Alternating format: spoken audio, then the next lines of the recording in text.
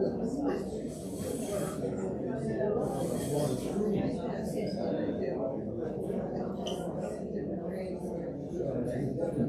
morning. Good morning, Michael. Good morning, Michael. And a beautiful morning it is. So I was driving into work this morning and like, wow, this is really nice. I mean, this is really a beautiful morning. Humidity was still a little bit low, and I just walked outside a minute ago and I'm like, oh, Yeah. the wake-up call sort of hit me in the face. How do you like it when it rains and then you go outside after it rains and the next morning it's just like, this is ultra sensitive. It's just like, you might as well just get a shower outside. Wow, good morning everyone, and welcome to the town hall. So my name is Michael Friedel, and for those folks that are joining us from home, welcome as well. And I just wanted to say before I get started, thanks to everyone who rearranged their schedule to accommodate this schedule change for the town hall, because usually the town hall is held on the fourth Thursday of the month at 10 o'clock, but I needed to reschedule it for this Thursday at 10 o'clock. So we're taping this town hall, so welcome folks that are joining us from home. We're hoping that this is also live. We're actually going to try to do it live again. We had some problems in the past, so we'll see how it plays out. So before I get started, just real quick, I did want to share that last night I did something, and then after I did it, I'm like, oh, why did I do that? So a little over a year ago, I bought a home, and that rate was right around 7%, but I got a year buy down on it, so I'm actually paying 6%, which is great, right? So but that percentage point expires this month, and next month I go back up to 7%, which is, pretty significant difference on a monthly payment. So you're getting all this information about rates dropping. They're just dropping a little bit, not a whole lot. So last night I went on and I did an internet connection with a company, for a rate reduction and a possible refinance. But when you do that, it's not more than one company, it's three companies. But right after you do it, within 10 minutes you start getting phone calls, and then the emails come, and then the texts come, and at this point it's like 9 o'clock at night, and I'm just ignoring them. As soon as I get in this morning, more calls, more emails, more texts. So fortunately it's only three companies, but about a year ago I did it online with it was like a Rocket Mortgage. And when you do it with like Rocket Mortgage, it goes out to multiple companies. So you're getting barrage calls from like 15, 20 companies. They're just hammering you. And it doesn't cease up for about 2 weeks. So that's how competitive the market is out there for mortgage brokers. And I don't even know if it's really even going to be worthwhile to reduce my rate, even a half a point, but we'll see. But that's what it's like out there if you have a mortgage. I mean, rates are 7%. I know you could probably say, well, I bought a house at 12, and it definitely has been a lot higher. So, but I've been used to the 3 and 4% range for like the last 10, 15 years, and that is just wonderful, just wonderful. So, anyway, I'm sure I'll survive. But if you see me on the phone or in the corner, that's what I'm doing, talking to a mortgage broker. So we got an action-packed agenda today, and wanted to share with you what we're going to be talking about today. So the agenda is we're going to start with some community updates, 3 or 4 community updates, which I'm going to share, and then we're going to have a dining update. I'm going to invite Zoran up, and he's going to present the dining update. And once Zoran is done, we're going to review some scams and fraud attempts that are taking place in the Beaufort County, probably even state and nationally. So there's quite a few of them, and many of you might have gotten some of those calls or texts. And then as we wrap up, Deanie's going to join us, and we're going to do a sales snapshot update. So as I'm looking over here to my right, welcome Carrie. Carrie's back, Carrie Rodriguez, so welcome back. So let's jump into some community updates. The Beaufort County Stormwater Management Project, also known as the Ditch Project. We do have a nickname for that. And I did share an updated meeting with Mike, and I've been trying to keep you all updated as I get updates. But for the greater community that wasn't at meeting with Mike or that are joining us from home, I just wanted to provide some brief talking points in terms of what's going on with the Stormwater Management Project. So they've pretty much done all the tree work. They've completed all the tree work. And now they've been up and down that ditch, that drainage ditch, and they've been clearing that out, ensuring that all the lumber and debris is out of that ditch. And I think they're pretty close to getting that done, and then we should see some equipment in there for grading. So they gotta grade the maintenance shelf, which is that large path alongside the drainage ditch, so they can get equipment up and down the ditch. So they're gonna grade that just to ensure that it's running back into the ditch. Once they get that properly graded, they're gonna hydro seed it with a Bermuda grass seed. And they wanna get that down before we start fence work, just to ensure that, you know, the grass is growing and holding versus doing the fence work first, and then we get all the grass gets through it. So we have interim security fence in place right around where Freshwater and Tide Point Way meet, which is really good, a lot better than we had seen in the past, so just happy to have that in place. So during this construction process, there's about 1,800 linear foot of fence that runs from the ditch that ties in and goes underneath Tide Point Way all the way up past the care center into the next neighborhood. It's about 1,800 linear feet. Quentin and his team actually walked that off and identified or estimated about 1,150 linear feet of that fence is damaged in one way or the other. So quite a bit of damage, about 65% of the fence is damaged. We actually got 3 companies, fencing companies from Beaufort County that they're gonna be using to bid the project. Quentin's gonna be meeting with them because we wanna get a price on that additional fence that is not damaged. Because I think it makes sense, if we're gonna replace the fence, just do the whole fence. And some of that would be the responsibility of B, but the bulk will be the responsibility of Beaufort County. So your tax dollars at work. And then some of that would have some type of privacy screening. Now, in addition to coordinating with Beaufort County about the fence replacement, that area, that landing zone, which is right where Freshwater and Tide Point Way T-bone, we're also gonna be looking at a vinyl fence, specifically in that area, solid vinyl fence, that would be about 6 foot high, and then that would provide more privacy just in that area. So we're gonna be exploring that as well, and then Beaufort County, V would pay the difference between what Beaufort County would pay for the chain link fence and what the vinyl fence would be. So a lot of moving parts with the fencing. I have provided Quentin some guidance. It's like, when we're looking at a fence, we're looking at a 50-year fence. We're not looking at a neighborhood, chain link is gonna be about 5-7 years, it's gonna start rusting out. So if you take a look at the fence that was out there, that fence was built to last, so it's been about 30 years, so it's held up pretty well. So we're looking at something very similar, so it's going to be a high quality, high grade fence. So in talking with Beaufort County on June 4th, Councilman Reeds had hosted a town hall over at the library. You probably saw that document that I sent out, just notifying you that it was taking place, gave you an opportunity to join in that town hall if you'd like.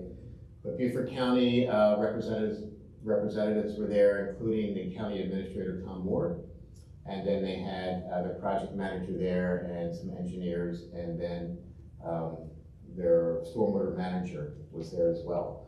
So we actually got a chance to sit down and talk with them before their town hall meeting and had their ear for about an hour, and just really once again explained our concerns and some of the challenges that we face as a result of their inability to really get it communicated ahead of the project starting. So now our neighbors got communication, and even they said, even though they got communication, it wasn't good communication. We didn't get any communication, and we essentially had to search out and figure out what was going on and who had control of the project. So, and that took us a little over a week. So anyway, the county administrator did apologize for the lack of communication and did commit that his commitment to just making sure that as this project wraps up, to make it right. Meaning that the fencing's gonna be right, the county bear their portion of the responsibility, the cost of their portion of the cost, and then also potentially, they haven't committed on this, but potentially planting some additional trees on the ditch, I guess the drainage ditch side of the fence to help provide some additional privacy. So we'll see how that goes once we get to it. Now, I've already coordinated with V on our side of the property to commit some dollars and fund some dollars for some landscaping on our side of the property. It would probably be some large palms and some other trees in that area, maybe some lower shrubs that would eventually grow up and sort of fill that area in. So I already got a commitment from V on the landscape. Once I get a cost on the fence, I'll work with my team and get, hopefully get a commitment on that additional fence, so we're not piecemealing the fence, and I feel pretty confident that we would be able to do that. So, moving along, if you've had a chance to attend any of the town halls, mingles, or even some of the smaller sessions around hurricane preparedness, I did share that we were looking at an icon that we would be able to, for the app, that would be able to house a lot of the emergency resources regarding hurricanes. So we now have that icon loaded, and it's we consider it under construction. So we just got to get the rest of the information together, get it sorted out, make sure it's all right and pertinent to what we want to put in there. But we're going to be loading some information regarding lodging. You're gonna eventually see some 1-800 numbers for the main hotel chains, which is a really, really good resource, because if you call those numbers and say, hey, I'm looking for a hotel in Columbia, say the Marriott brand, I mean, it's just not Marriott hotels, they got about 4 or 5 different brands, and they will search that area for you. And if there's nothing in Columbia, then you say, okay, so what's the next closest city that you have a hotel? So they will actually search it out for you. Same for Hyatt, Hilton, any of the major players are going to be able to do that. So that's going to be a great resource for you. We'll have major hotel chains, but we'll also have some listings of hotels in specific areas that might be potential evacuation zones for you. Augusta, North Augusta, Columbia, and maybe even some other cities. So we'll have that as well. But I would suggest, they're going to be good resources and might have some additional information for you specific to the hotel. If you really, if we have a hurricane coming, I think the best bet is the 800 number, to be honest with you, because they're going to have more access to all their hotels in that portfolio. We're also going to have an informational sheet in there. As a result of those 2 follow-up sessions I have, we got a lot of questions. And we're just floating that around amongst the leadership team right now, just making sure that we have the I's dotted and the T's crossed. That Q&A will be on there as well. And then our evacuation plan and our evacuation guide will be on there as well. So you have those resources. There's also another one that we're going to have, one of the links, there's going to be a link to South Carolina Department of Transportation, where you can actually go on and you can download maps. We did get some feedback. It'd be good to have some maps. I don't know if we can get printed maps. Maybe we can, but if we can, we'll let you know. But ideally, you could go right onto that, click that link, go onto the website, and you can pull up maps for South Carolina, or any area in South Carolina. And just great news, we currently have 90% of the hurricane evacuation forms returned. So we have about 20 or so left that we're working on. So that's great news. I do plan on communicating to you all that we're going to have a couple additional meetings regarding evacuation. Once we get the rest of the evacuation forms in, I want to have another meeting for those that are looking to self-evacuate, just so we can touch base and connect to see if there's any additional questions that you might have. And then we're going to have a meeting for those individuals that have identified they need some extra support, and we'll be evacuating with Tide Point. So I think those additional meetings will be helpful. And you'll see at the end of this presentation, I got another resource from the town coming in to talk about hurricane evacuation as well. So we'll continue to talk about that, helping to get you informed and prepared as well. This helps us get informed and prepared as well. Got some great news. I thought I would just, instead of putting all kinds of bullet points up there, just give you a snapshot of what we're looking to do later in the year. So many of you have expressed concerns about the window washing, getting windows washed, or the lack of having that in the budget this year compared to other years. And I previously shared that when we went through the budgeting process, it was a very difficult process. because we had had some challenges over the last 2 years. So we had pulled some things out of the budget that we had normally done in the past. One of those was window washing. But so far, year to date, through 5 months, we have a positive variance in our net operating income. So we made a decision that we're gonna do window washing for the community, villas, verandas, and cottages later this year. So you might say, well, can't we do it next week? And we can, but we're right in the middle of hurricane season. And I think last year we did it right in the middle of hurricane season, and then soon after we had some pretty big storms come through. And the consensus is that they didn't even get my windows washed. So they got dirty really quick. So, but you run that risk really any time of year. I mean, we could do it late September, October, which is when we plan to do it, and still have a storm right after. We could do it in November and still have a storm right after. So it's, but I think the odds are better sort of towards the end of the season. So now in the meantime, if you'd like to get your windows washed, you can. You can reach out to Quentin. He has some resources for you. It's not that expensive. Feel free to do that. But there will be an overall community window washing project late September, early October. So does that sound pretty good for y'all? Yeah. Good. Okay. Yeah. I know there was quite a bit of I call it the hallway chatter, which is fine. I mean, but and I had shared maybe even last month or at the mingle that if we can do it, we're going to try and do it. So, all right. With that, I'm going to invite Zoran up. Zoran's got some dining updates for you. Yeah, that's fine. Morning, everybody. Good morning.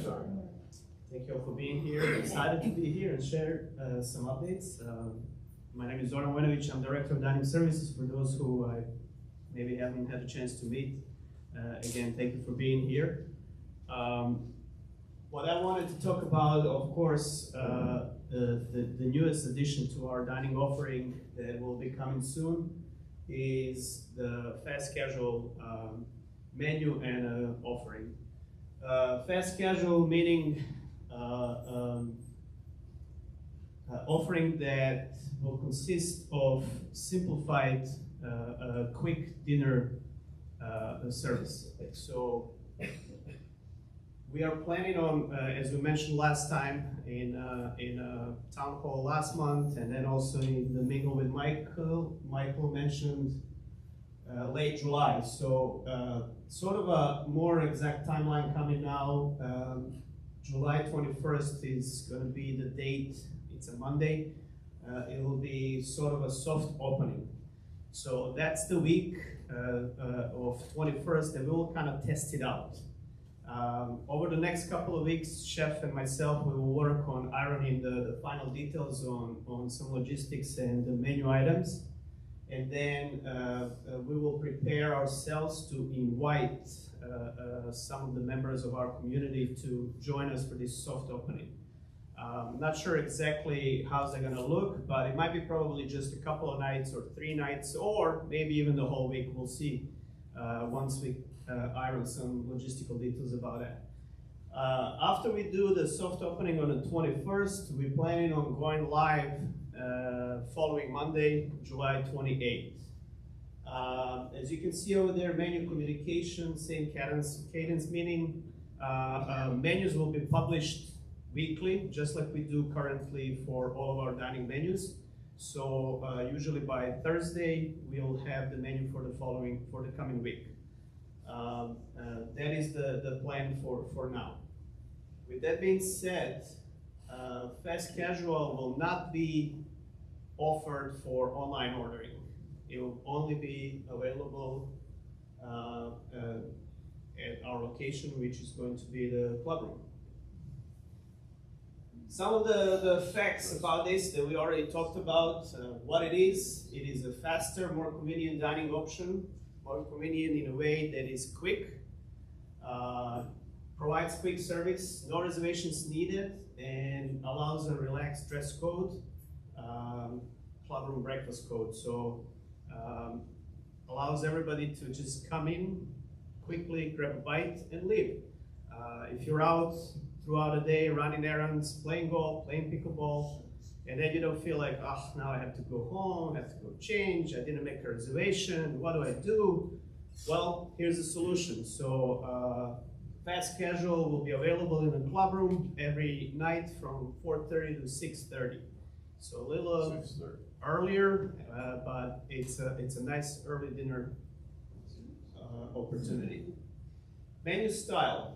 Enjoy a delicious chef-crafted one-plate dinner for a satisfying, time-saving meal. So again, we talked about this. The idea is to provide a nice, rich, fulfilling meal, but they will be concentrated and offered just as a single meal, everything on one plate. I'm sure a lot of you at some point have been to the bar. You sit at a bar, you order a pint, and then there's a sort of like a bar menu that's offering exactly that. You can have a sandwich of the day with a couple of sides, it all comes together, and that's it. So there's no 2 or 3 courses. It is a one plate that will satisfy all the needs, nutritional and well-balanced meal. Why it works? As I mentioned, it is a faster service without cutting corners on the quality. So again, it's just idea is just a convenience. If you don't feel like sitting in a dining room, if you don't feel like making a reservation, if you don't feel like having a 4-course meal that we can offer in our dining rooms, you just want to have a quick bite and leave, this is what it does, and this is why it works. Again, menu will be club room, and when it comes to charges, it's same approach, just like any other meal that we offer. It is a meal credit, or for those in overage, or if we have the guests, it is a value of the lunch meal.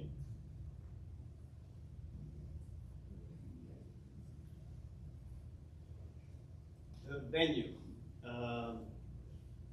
Club room turns out to be our best option to try and explore this new addition, and this is where we will be doing that. So plan is to go with the Monday through Saturday, 4:30 to 6:30, so basically every night. So obviously it might be affecting some of the groups and some of the events that we have, and but we will be flexible, and we will work around, and we'll make sure to continue to accommodate all of the events as we have so far, just probably in a different alternative locations like ballroom, private dining room, and such.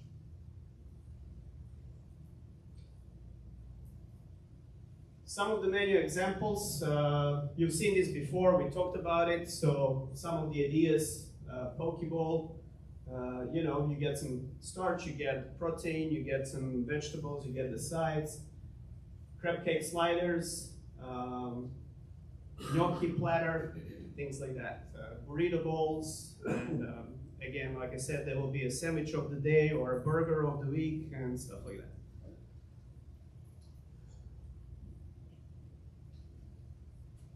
That's, I believe, everything I had about fast casual. Next thing I wanted to share with you is some numbers. So we've been through a lot of changes in a sort of a big transition with the implementation of the POS system, with online reservations, online dining, and now a few months into it, I kind of ironed out some numbers, and I thought it was pretty interesting to see. 3,538 residents and guests showed up in 1,364 reservations in the month of May. 80% of all of those reservations were made online. Impressive. Amazing, and I thank you all for that. That is a great number. Just to put it in perspective, think about that number over there, 1,364 reservations in 30 days, if that was all phone calls. Only 2 minutes per phone call to make a reservation. How many minutes in that month would that be? So I think it's a great progress, and again, great cooperation from you with us to make this happen. So it is a pretty impressive achievement. Along with that, we had 1,740 to-go orders, and 30% of those were made online as well.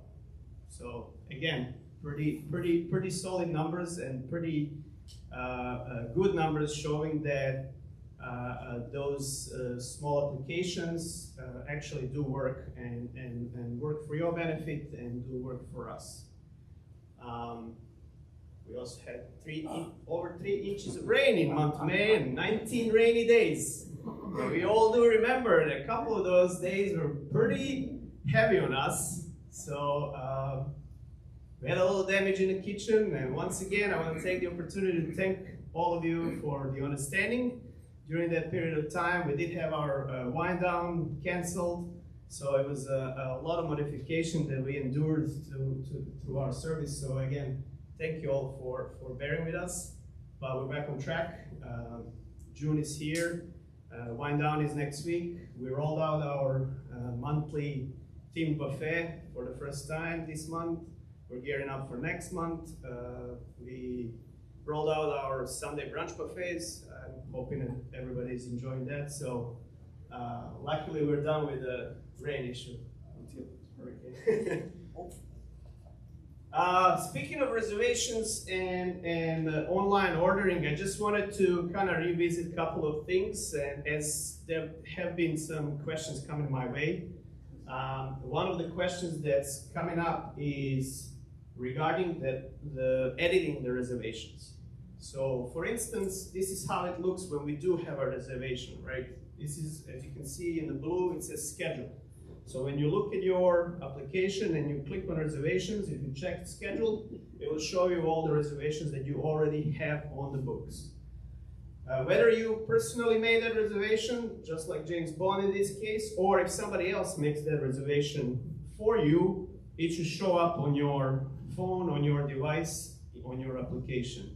As long as person who is doing the reservations adds your name correctly. What does that mean? That means when we're making the reservations, we have to fill all the names in that first bracket, right next to your name, not in the guest section. So we have to put everybody in the resident section, and that way, if they are there, they will get notified that they have a reservation with you for a certain meal period.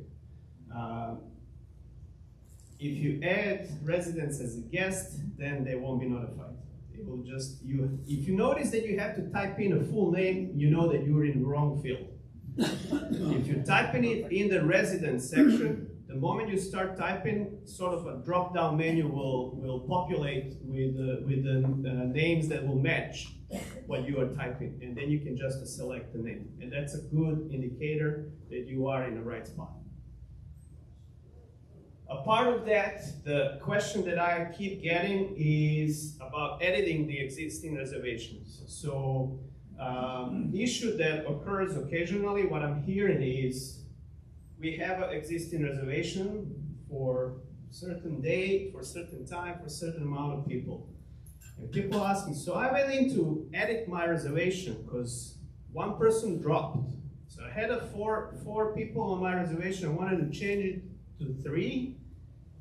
And then when I did that, I was kicked out. Did some of you experience that, right? So we have the time slots. When we start the process, right, we select the date, we select the party size, put the names, and then we get offered time slots, right? So what happens occasionally?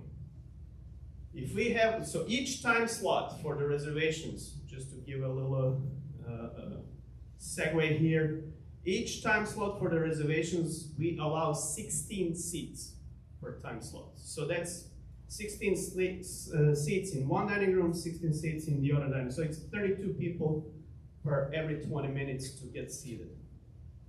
If you're looking at this room, so we have 16 seats. For instance, when you made a reservation, if we filled up 14 of those seats, and then we had an inquiry for 4 top, so that will be 2 seats over, right?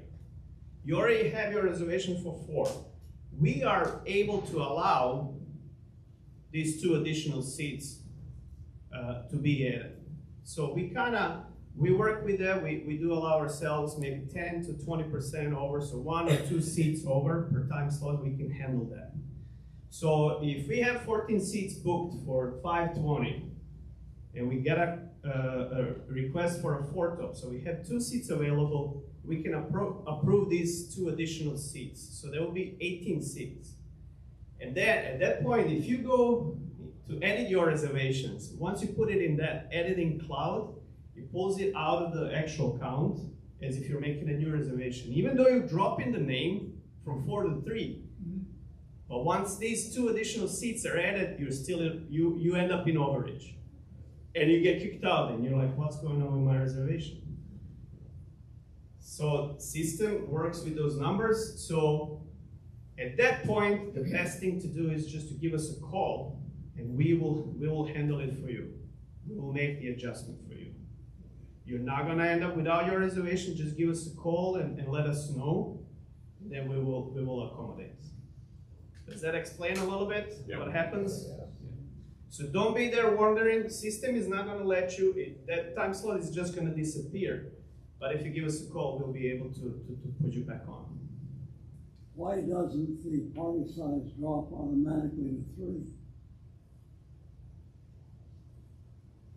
Well, we have to do that. Manually? Yeah.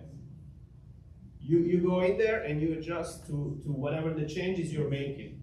And then according to that, the bottom part gives you available time slots.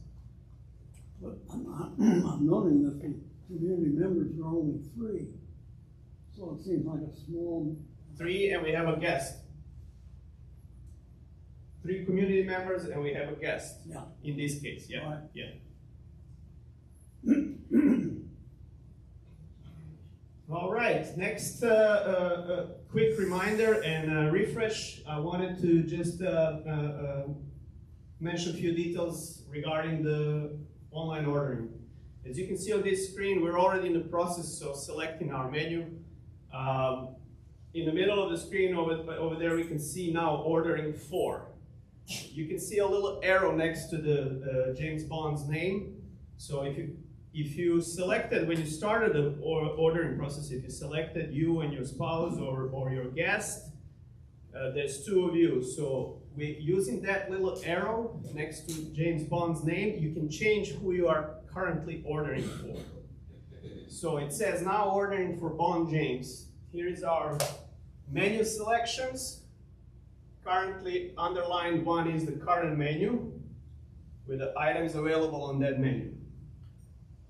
You see on the right hand side there is a little shopping cart and it's got a green circle with the number 4 on it.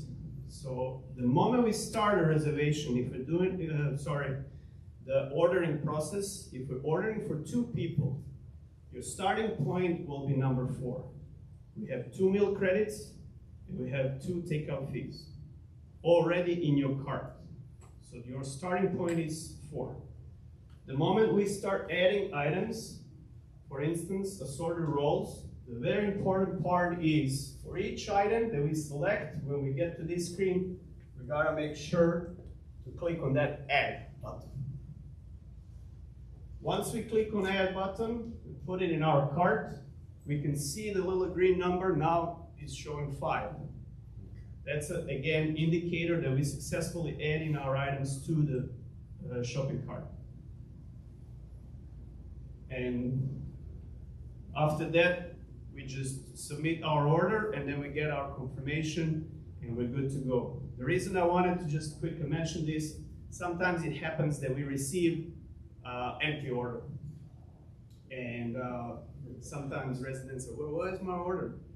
So we actually made a little change that we get a notification. Even if it was an unsuccessful order, we did make a change to get notified so we can actually give you a call and let you know. But also I figured I would just kind of refresh these few details about the process of ordering. And that's all I have. Makes sense. Thank you all.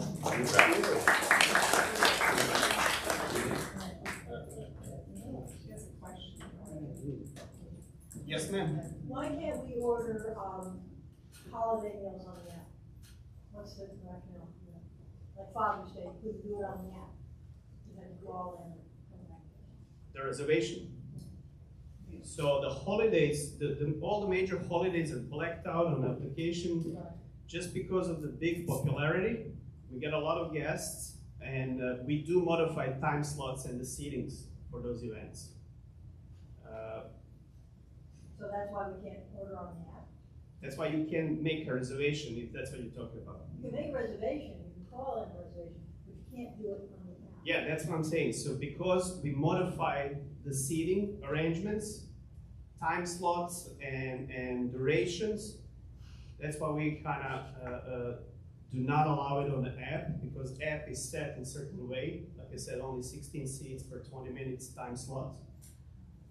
For certain holidays, we open additional seatings, even earlier or later, and we allow more seats per time slot than it is on the app. So we just prefer to get the phone calls for the major holidays.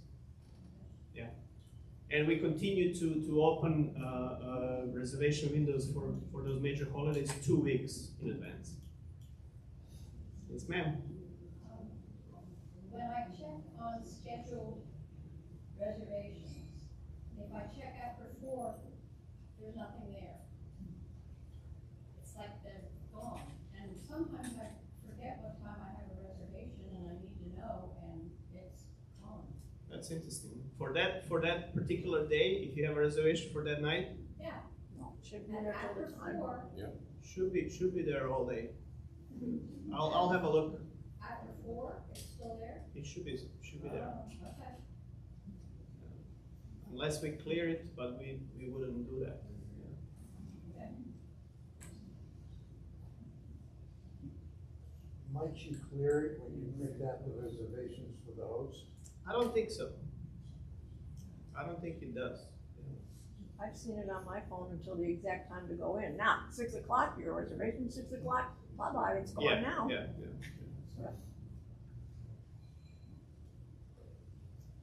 Suppose you've forgotten something.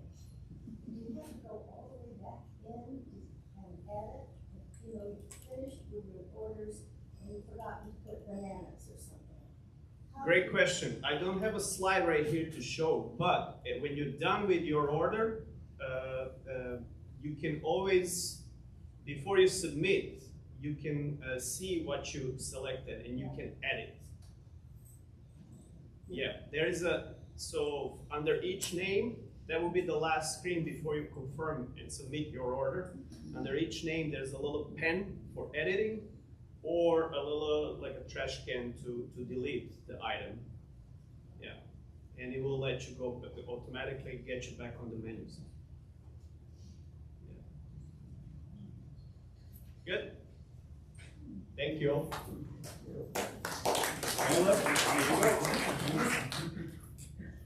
Good morning. Can everybody hear me okay? Thank you, Zorn. Now I'm hungry for lunch already. So, I get to talk about the fun stuff today. I don't know if anybody else has noticed, but there has been a big increase in the amount of scams that we are receiving all over the area. And it's not just us, but it's starting to affect our area a little bit more, to the point where even Beaufort County is sending out messages about it, so you know something's going on. Gotcha. So there have been a lot of recent scam and fraud attempts in order to be able to try and extort money from people that are a little bit more unfortunate than others, okay? People, I don't know why, but they refuse to like to do the work themselves, so they try and take it from other people who've earned it properly. So there are a few main scams that you guys I just wanted to make sure everybody was informed about, because sometimes it might not be obvious. Sometimes it's easy not to think that it's easy to think that it's a real event. So, I mean, even I've gotten fooled a few times, and that's something crazy for me. I don't trust anybody online as far as I can throw them, but even then, nobody's gonna be perfect, but the more you know about it, the better you can be able to protect yourself. So, one of the biggest types of scams that people are seeing nowadays is what's called a computer account takeover. So basically, if you're trying to get onto a website, say you're trying to go to Amazon, you click on the link to go to Amazon, and then all of a sudden your screen is taken over, you have all these big red warning lights, loud noises, and somebody is telling you, hey, your computer got hacked, give us a call, we'll help you out. Surprise, the people that you're calling are actually the ones who did it.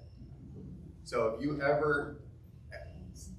ever come across a website where they're telling you that you need to call somebody for help, you do need to call somebody for help, but not the people that are on that screen. You can give me a call, you can turn the computer off, stuff like that. As long as you don't click or download anything, you are totally safe. So another big one are phishing emails.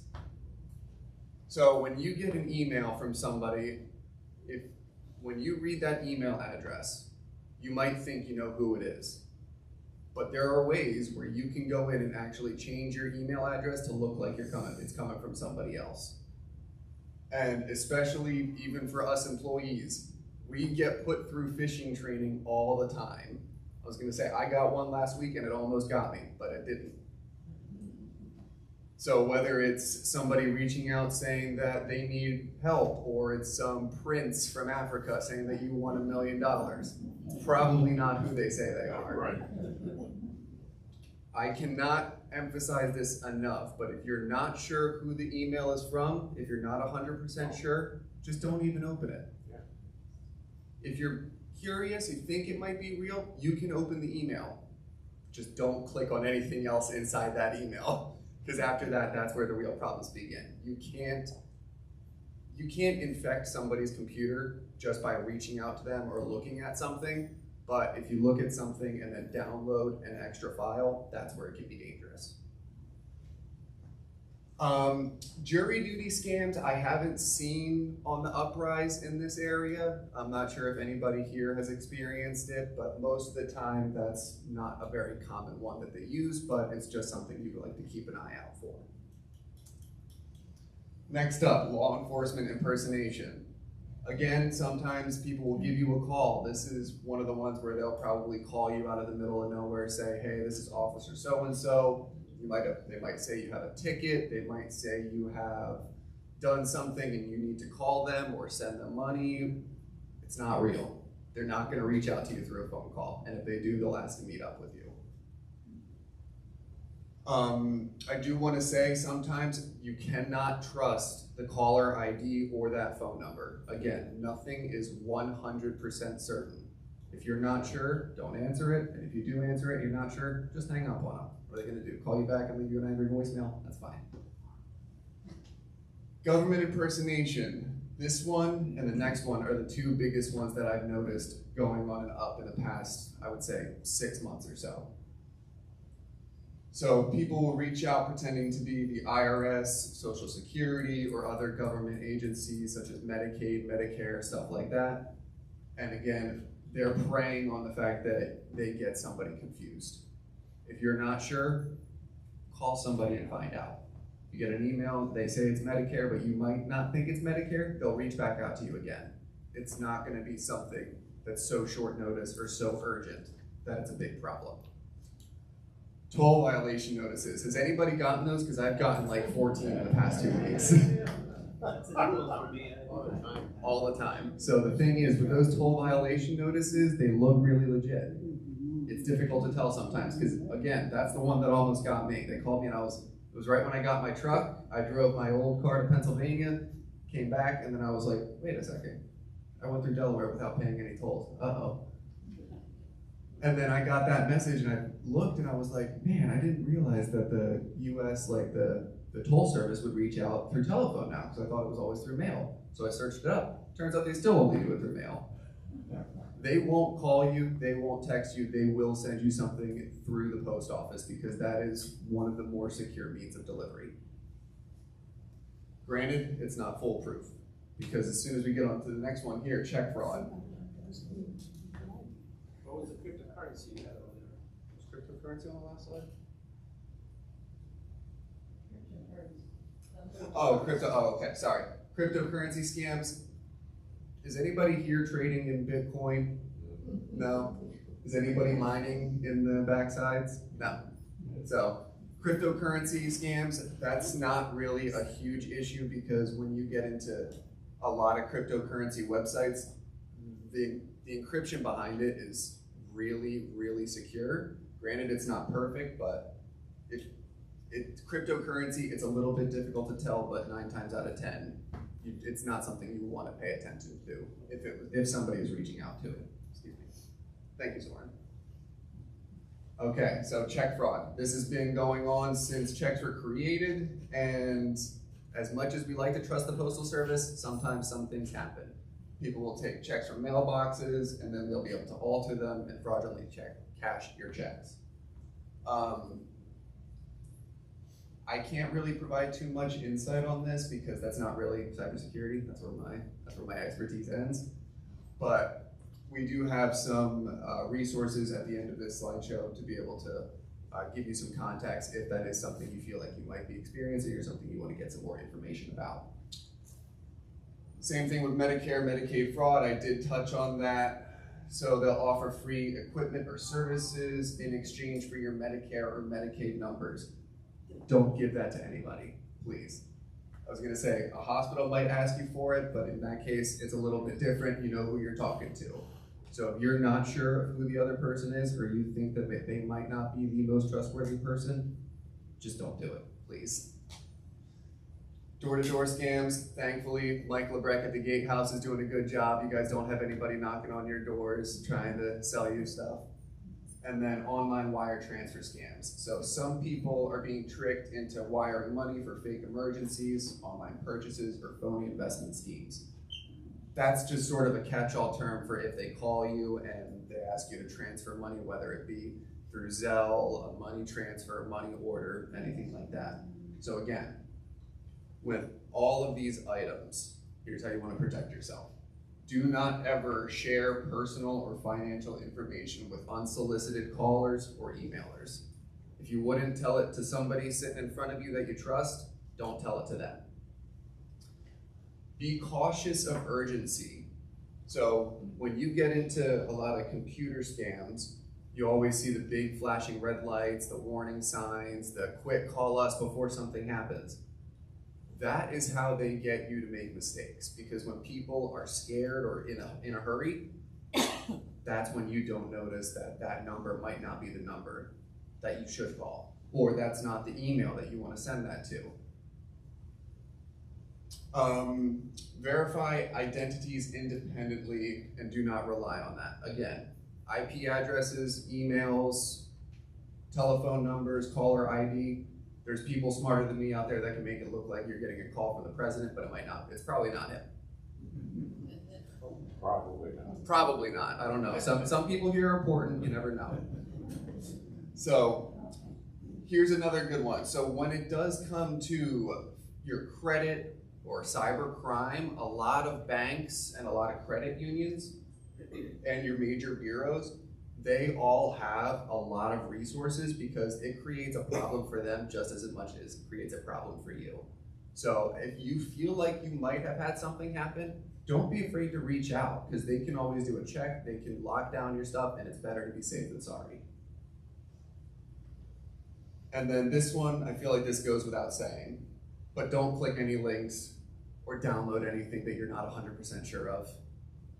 If you wouldn't trust, you wouldn't trust somebody to give you something randomly on the street, don't do it online. It's not any safer, it's not any better. It'll only create more problems.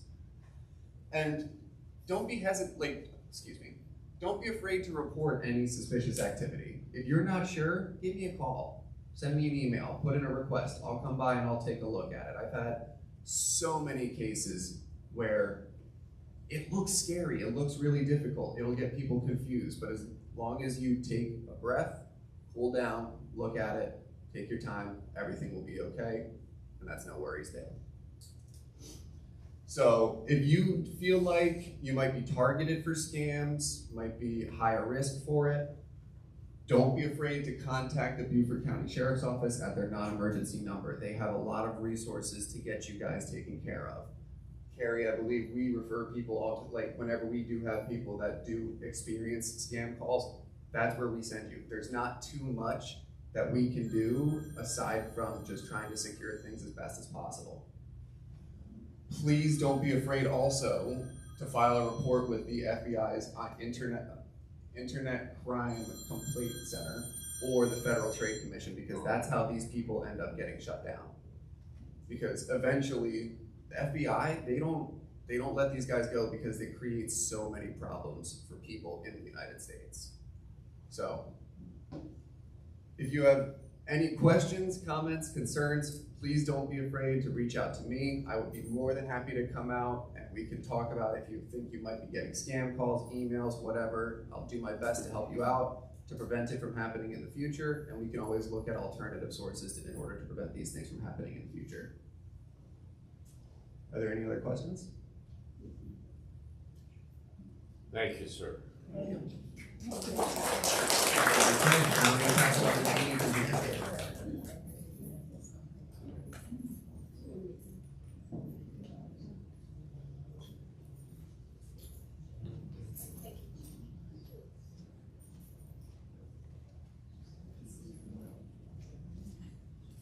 Yes. Good morning, everyone. Good morning. That's your sales team with David Eglin. He's our Senior Vice President of Sales and Marketing for B. Just thought I'd throw that in there. Just wanted to give you guys an update on our sales activity through the month of June so far. We currently have two Cape Charles one-bedroom apartments listed for sale. We have 5 Cape Hatteras. As we establish this pattern, you can always see we're pretty much going to have a Cape Hatteras for sale at some point, or maybe a few. I'm happy to say that yesterday, Cheryl and I both got a Cape Hatteras under contract, so that's going to drop that number down to 3. And then we currently have 2 St. Augustine verandas for sale as well. Regarding upcoming closings, as of last night, I was still trying to update Michael, and I did forget one, but we have had, what I have year to date right now through, as of yesterday, we do have 10 closings that have happened through June the 18th. We also have a few more scheduled. We have 2 more for the rest of this month. And then we also have, so that would total three total in June closings, and then we also have 3 scheduled for July. And with the sales that Cheryl and I both made yesterday, we're going to add 1 more to July to make that a 4th closing in July. And then the sale that she had was a 90-day close, so that probably won't close until sometime in early September. Does anyone have any questions for me regarding sales, listings, or actual sales? Yes, sir. If people choose not to buy here, what are the common reasons they tell you? If people choose not to buy here, the number one concern someone would have would be that we don't have a designated memory care. That would probably be, and that's people that voice their opinions to us, and it may not be people that people might not even have expressed interest because they don't see that we have memory care. Thank you. Okay. What are the pricing trends? It depends on each unit.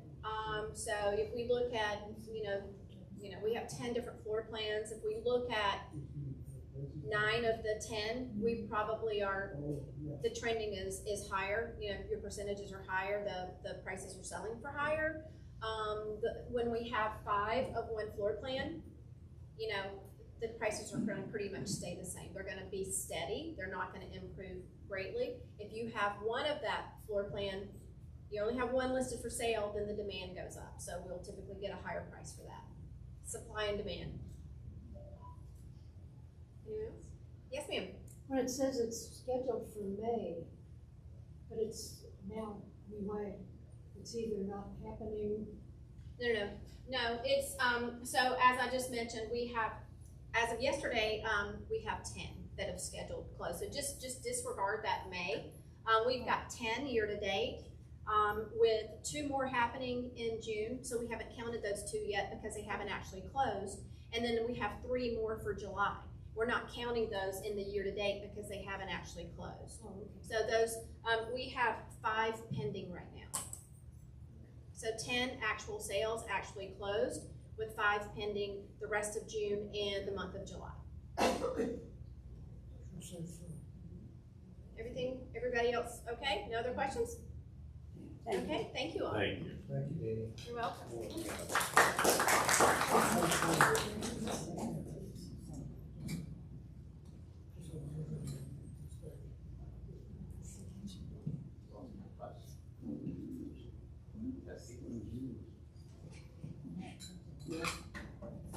Test, there we go.